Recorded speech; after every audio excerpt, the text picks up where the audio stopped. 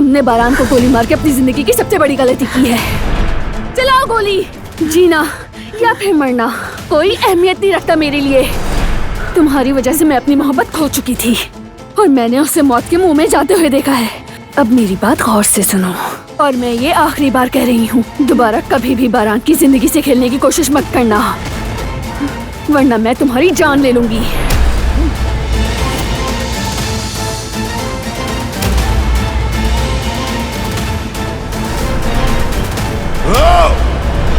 पीठ पीछे क्या चल रहा है ये जानने की कोशिश थका कर रख देती है, और खासकर जब वो औरत तुम्हारी बीवी हो। तो फिर क्या सोचा है?